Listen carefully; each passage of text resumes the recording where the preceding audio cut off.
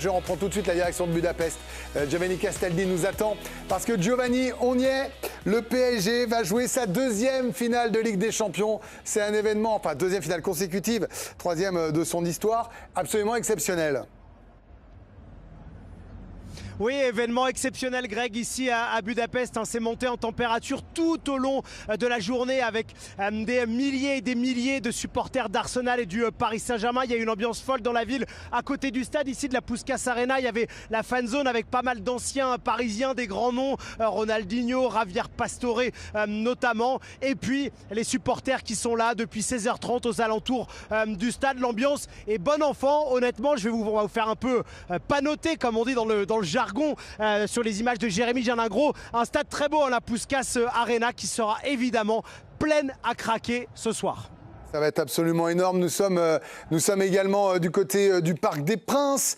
Je vois David Aiello qui est également avec nous avec l'écran géant. 48 000 personnes, David, ce soir au Parc des Princes comme l'an dernier. Il y avait eu une fête incroyable. Moi, je suis passé devant là pour venir sur la chaîne L'Équipe. Une ambiance festive. C'est vraiment super ce qui se passe. Ouais, c'est magnifique. Bonsoir Greg, bonsoir à toutes et à tous. Vous avez dit 48 000 personnes et je peux vous dire qu'on est un peu moins maintenant d'une heure du coup d'envoi. C'est plein depuis un bon moment maintenant. Mais il y a eu plus de 200 000 demandes de place. Donc voilà, ça donne un petit peu l'ampleur du phénomène. Tout le monde veut voir cette finale ici au Parc des Princes avec effectivement ces magnifiques écrans géants derrière moi. Il y a eu pas mal de concerts. Déjà Rimka il y a quelques instants, NASA actuellement, plein d'autres VIP qui sont attendus d'ici quelques instants, dont le maire de la ville, Emmanuel Grégoire. Merci, on va venir vous revoir dans un instant, mais comme on a commencé à 17h, on a la compo du Paris Saint-Germain et c'est à Giovanni, c'est un ping-pong que j'aime ça, festif et ensoleillé. Giovanni, vous avez la compo du PSG.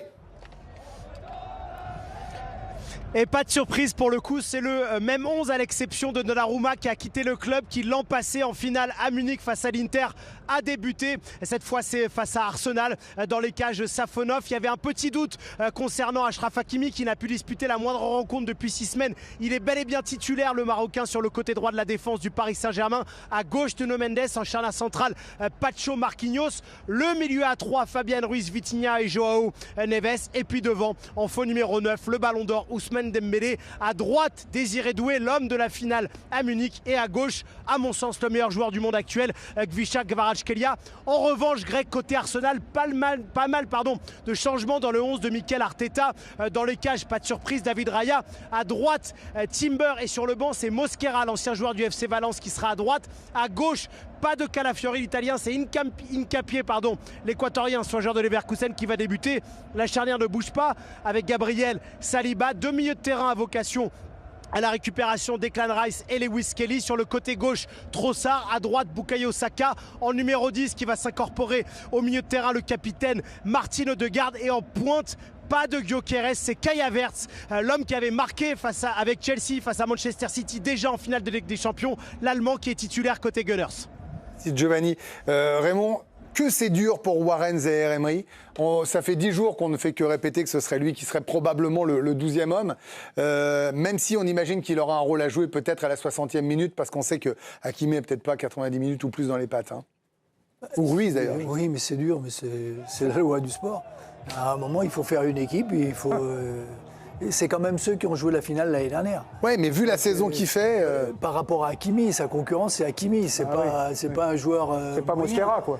Déjà qu'il a réussi à faire cette saison, et c'est sûr qu'il rentrera dans cette finale, parce que là, il sait qu'il il va s'adapter à toutes les situations, il peut jouer partout. Donc, oui. Mais c'est dur au départ, mais je pense que justement, le collectif du PSG est fait pour supporter ça. Il y a des joueurs qui rentrent, il y en a qui ont été enlevés, qui étaient... Oui, mais je veux dire, il fait la campagne entière parce que Ruiz n'est pas... Bon, c'est le jeu de là, mais je sais bien. Mais on peut demander à l'UEFA qui j'ai le droit de jouer à 12. Eh ben, on va faire ça. Bah, écoutez, bougez pas, j'appelle Séphérine. Raphaël. Non, mais là où c'est dur, mais bon, vous avez raison, Raymond, il y a le collectif. C'est juste, on peut rappeler aux téléspectateurs que c'est le joueur qui a le plus joué cette saison au Paris Saint-Germain, qui a le plus de minutes jouées. 47 titularisations, Warren Zaïre-Emery, depuis le début de la saison. Et 47 n'est pas celle la plus importante. Bon, voilà. Après, oui, sur Ruiz et Hakimi, on le savait tous ici. Et il a bénéficié effectivement de leurs absences. Et j'ai envie de vous dire que c'est la règle qui s'applique sur les cadres, les anciens et ceux qui ont été les gassures de Luis Enrique sur la précédente finale. Donc on s'attendait quand même à cette composition. Et quoi qu'il en soit, on sait que Luis Enrique n'hésitera pas à faire des remplacements. Giovanni, vous demandez la main, je vous vois. Allez-y.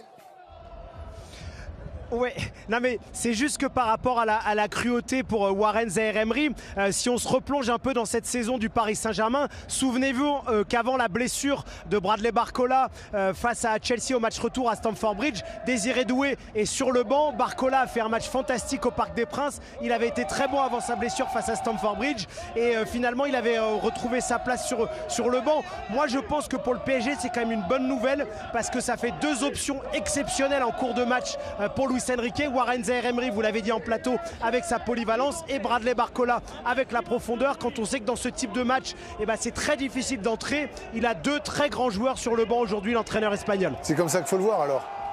Oui, de toute façon, il n'y a pas d'autre façon de le voir. Il y a aussi du côté de Enrique la possibilité d'avoir ses meilleurs joueurs à 100%. On sait que c'est un coach qui est dogmatique, qui a ses idées bien arrêtées et qui, s'il n'y avait pas de surprise sur le fait qu'à partir du moment où l'équipe est à 100%, ça serait son équipe type, quoi. Donc, on va répéter un peu la même chose, mais oui, c'est Warren Zaïre-Emery qui en fait un peu les frais. On sait ce qu'il peut apporter au milieu ou à droite. Et c'est comme ça qu'il lui devra le voir. Il faut aussi qu'il le voit comme le fait qu'il est aussi un jeune joueur dans cette équipe et que son rôle va être amené à s'amplifier au fur et à mesure des saisons. Arsenal qui la joue plus défensive. Il y a des joueurs qui ont une plus grosse culture défensive que ceux qui étaient annoncés, dirons-nous. Oui, surtout ceux qui sont sur les côtés, c'est-à-dire les latéraux, parce qu'on va dire que le Paris Saint-Germain, même s'il y a Dembélé effectivement qui va décrocher, qui aura affaire à Saliba et Gabriel, mais bon, Kvaratskhelia et Doué. Doué. Non, mais j'ai eu un doute. Kvaratskhelia, Doué. Ça peut arriver, parce qu'à Barcola, c'est un bon joueur aussi, au passage. Il a renforcé avec des joueurs plus défensifs, c'est-à-dire Hincapié, c'est un joueur qui peut jouer à 3 derrière ou dans l'axe à 2. Et puis Mosquera, qui a un profil beaucoup plus défensif que Timber. Donc, je ne sais pas s'il a peur des joueurs du Paris Saint-Germain, mais en tout cas, il essaye de muscler et mettre un rapport de force face aux meilleurs joueurs. Mais en mettant Havertz, en plus, c'est un joueur qui vient plus au milieu, qui décroche, qui garde le ballon. Je pense qu'ils veulent plus occuper le milieu de terrain et laisser les possibilités de la profondeur pour Saka ou Trossard. Il va faire un peu ce que fait le PSG avec Dembélé. Il y a un avant-centre qui peut jouer plus bas pour permettre... Je ne suis pas sûr que Luis Enrique soit totalement surpris s'il a bien préparé. Il devait peut-être s'attendre à cette histoire-là de Arteta. Les supporters, alors, on vous les avait rencontrés, enfin pas vous, mais on les a rencontrés pour tous vous. nos envoyés spéciaux qui vous font vivre cette ambiance à quelques minutes du coup d'envoi de cette grande finale. D'abord, on prend la direction de Budapest avec Jérémy Jalingro. Il a tout simplement joué au jeu des pronos. Et écoutez. 3-1 pour Paris. 3-1 pour Paris. Tu penses qu'il va marquer? Moi, je dis... Allez, vas-y. J'ai envie de dire Hakimi. J'ai envie de dire Gvara. Et le petit dernier, juste pour le kiff et pour le respect, Dembélé. 3-1 ce soir, 3-1 ce soir. Je pense moi 3-1 pour Paris. Je pense qu'on va ouvrir le score avec Dembélé. Après, Arsenal ils vont marquer. Après Paris, ils vont continuer avec Doué. Et je pense but de Marquinhos de la tête à la fin là. Moi, mon prono, c'est on gagne 2-0. But de Vitinha et après Barcola, il rentre et il marque et on les finit. Ici, 4-0 pour Paris. Triplé de Ousmane Dembélé et but de mon petit João Neves. Voilà. Mon prono, je dirais 3-1 pour Paris. Gvara, Vitinha, Dembélé. 4-0. J'annonce 4-0. Gvara 2 fois, Dembélé, Désiré. 4-0. 2e étoile sur le maillot. À tout à l'heure. Bonne soirée. Il nous donne rendez-vous et on est également aux abords du Parc des Princes avec Victor Coudreau. Et là, c'est simple, on rêve déjà de la 2e étoile. Deuxième année pour nous, honnêtement. Arsenal, très belle équipe. Mais bon, on a carrément plus fort avec Dembélé, Doué, Achraf Hakimi. Enfin, tout est pour nous. Tout est pour nous. On ne peut pas la perdre. C'est impossible. Confiant, pas spécialement. Un petit on va être confiant quand même. Il faut la 2e étoile, il fallait la chercher. On a envie d'être les premiers justement à décrocher cette 2e étoile en France. Back to back, on y croit. Allez Paris. C'est magique, on va rejoindre le Real avec les 3 LDC d'affilée. Je vois 3-0 pour Paris minimum. Très confiant, 4-0 ce soir. Pour moi, 3 pour le PSG. Ouais, moi aussi je colle, pareil, 3-1, c'est pareil. Un but de Doué, but de Gvara. Et puis voilà. Dembélé, on espère. Vive la 2e étoile. Vive la 2e étoile. Je vous aime, Paris. Je vous aime, Paris. Voilà, on aime ces images de joie, de motivation comme ça avant évidemment le grand rendez-vous.